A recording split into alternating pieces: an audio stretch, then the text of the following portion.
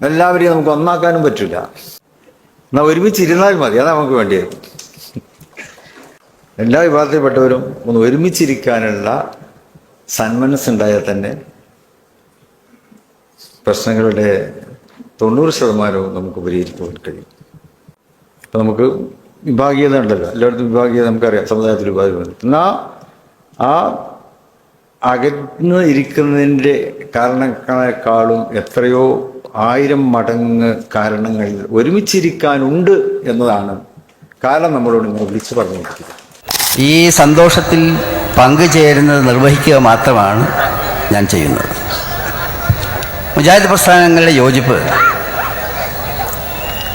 അള്ളാഹു നൽകിയ ഏറ്റവും വലിയ അനുഗ്രഹമായി ഞാൻ കാണുകയാണ്. ചെറിയ കാര്യമല്ല.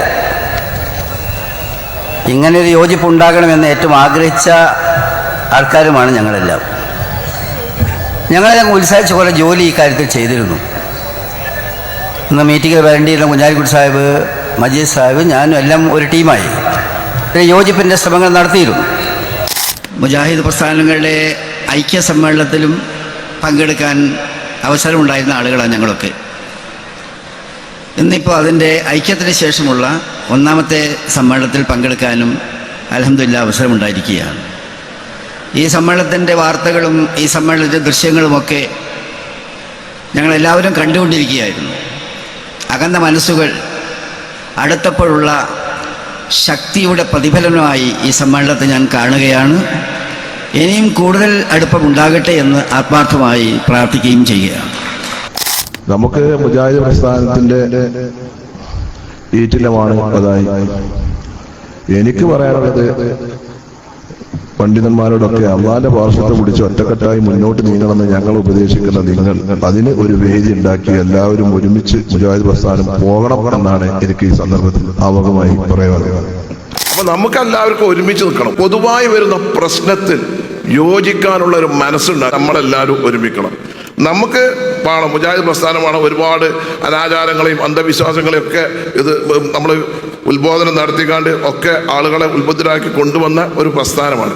നമ്മൾ ഭിന്നിക്കുമ്പോഴാണ് മറ്റുള്ളവരൊക്കെ ഈ അപ്പുറത്ത് നമ്മളെ കുതിര കയറുന്നത്. നമുക്ക് ഐക്യം വേണം.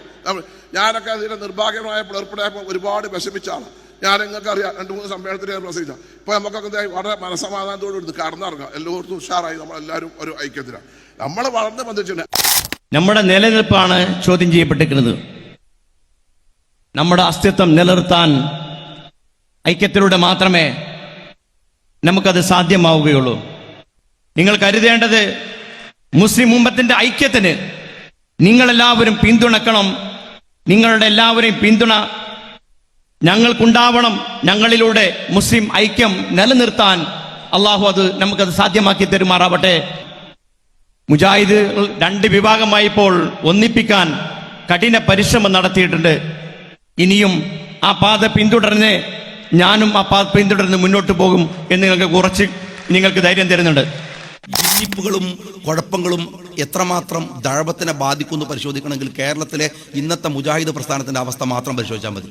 നിങ്ങളോട് പറയുന്നത്, എന്നോട് നിങ്ങൾ ദേഷ്യമൊന്നും പിടിക്കണം. നിങ്ങൾക്ക് ആ പറയുന്നതിലെ മുജാഹിദ് പ്രസ്ഥാനത്തിന് പഴയ ആർജവത്തോടു കൂടിയുള്ള ദഴവ പ്രവർത്തനങ്ങളിൽ വലിയ മാറ്റം. അത് അറിയണമെങ്കിൽ നിങ്ങൾക്ക് ഇന്റർനെറ്റ് മാത്രം തുറന്നാൽ മതി, ഫേസ്ബുക്ക് മാത്രം നോക്കിയാൽ മതി, നിങ്ങൾ യൂട്യൂബ് മാത്രം നോക്കിയാൽ മതി, അത് മാത്രം നോക്കിയാൽ മതി. ഞാൻ പറയുന്നത് വേറെ എന്ത് ഭിന്നിപ്പ് പോലല്ല. മുജാഹിദ് പ്രസ്ഥാനത്തിനകത്ത് നിക്ഷിപ്ത താല്പര്യങ്ങൾ വെച്ചിട്ട് ആരെങ്കിലും കളിച്ചിട്ടുണ്ടെങ്കിൽ അള്ളാഹു അവർക്ക് ഈ ദുനിയാവിൽ വെച്ച് കൊടുക്കും. അത്രമേൽ അപകടമാണ്, അത്രമേൽ അപകടമാണ്. ഒരു അവയർനെസ് ആണ്, അല്ലെങ്കിൽ ഒരു ചൂണ്ടുവലകയാണ്, അല്ലെങ്കിൽ ഒരു ഭയപ്പെടുത്തുന്ന ഒരു വിരലാണ് മുജാഹിദ് പ്രസ്ഥാനം കേരളക്കരയിൽ. നിങ്ങൾ വമ്പിച്ച മാറ്റം ഉണ്ടാക്കണം. മുജാഹിദ് പ്രസ്ഥാനം ഒരു ഭാഗത്തുണ്ടെന്ന് തോന്നിയാൽ തന്നെ പലയിടത്തും ഖുറാഫാത്തിൽ നിന്ന് ആളുകൾ പതുക്കെ ഖുറാഫാത്തിലും മിതത്വം വരുത്തുക. സംഗതി ഖുറാഫാത്തായിരിക്കും, അതിലൊരു മിതത്വം വരുത്തുക. അങ്ങനെ ഏർപ്പാടുണ്ടല്ലോ. അതെങ്കിലും ഉണ്ടാവും.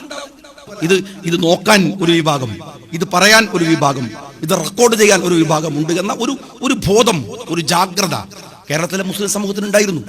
ആ ജാഗ്രത ഇപ്പൊ കുറേ നിങ്ങളുടെ ശ്രദ്ധ വേറെ ചിലയിലേക്ക് പോകുന്നു തോന്നും, അപ്പുറത്ത് പണി വേറെ തുടങ്ങും. ഇത് അപകടമാണ്. ഇന്നത്തെ സമ്മേളനത്തിൽ തങ്ങളെ ക്ഷണിക്കാത്തതിന്റെ പേരിൽ ചില വിവാദങ്ങളുണ്ടായി. അത്തരത്തിൽ ഒരു ക്ഷണം ആഗ്രഹിച്ചിരുന്നു. എന്താണ് അതുമായി ബന്ധപ്പെട്ടുള്ള പ്രതികരണം? ഞാൻ അതിനെക്കുറിച്ചൊന്നും ഞാൻ അഭിപ്രായം പറയുന്നില്ല.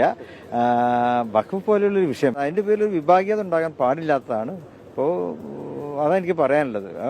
അപ്പോൾ രാജ്യം തന്നെ ഒറ്റക്കെട്ടായിട്ട് എതിർക്കാൻ ശ്രമിക്കുമ്പോൾ അതിൻ്റെ പേരിലൊരു വിഭാഗീയത ഉണ്ടാക്കാൻ പാടില്ല.